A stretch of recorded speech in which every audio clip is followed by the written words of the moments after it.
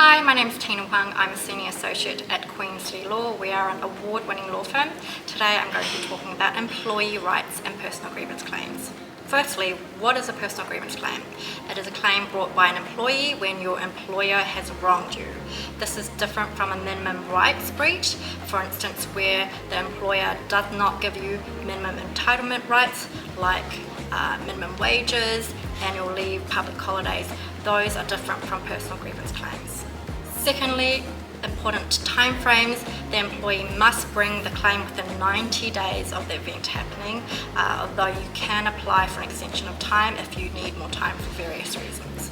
Thirdly, you cannot have a personal grievance claim during a trial period. So there is a difference between a trial period and a probational period.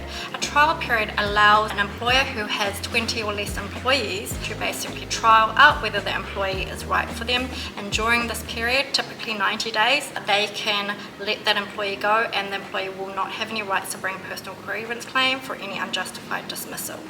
However, a probation period is what bigger employers have to use if they have more than 20 employees, and this means that they have to give the employee a fair go. So though they could have a probation period of 90 days or 3 months, if they want to terminate that relationship, they have to go through the relevant processes, due process, good faith, warnings, meetings, a lot of obligations before they can actually terminate that employee. Fourthly, there are different types of personal grievance claims you can bring. One is for unjustified dismissal, so if you believe that you have been fired without cause, that's the way to go. Now, secondly, constructive dismissal.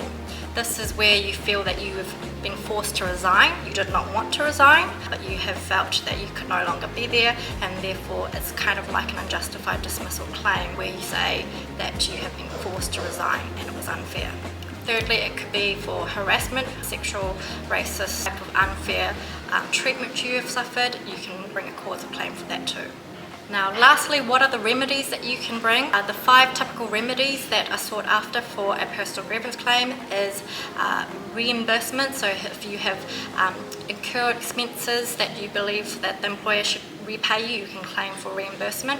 Secondly, you can seek reinstatement. So if you believe that you want to go back and work there, not many people do, but if they want their jobs back, you can seek reinstatement.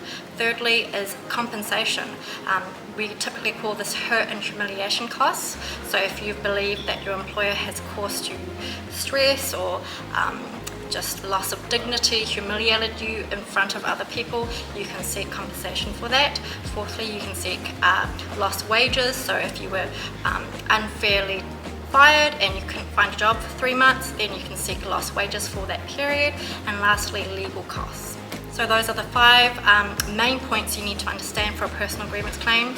I think it's important that both employers and employees understand this. If you have any queries, feel free to contact me directly by email or phone. Thank you.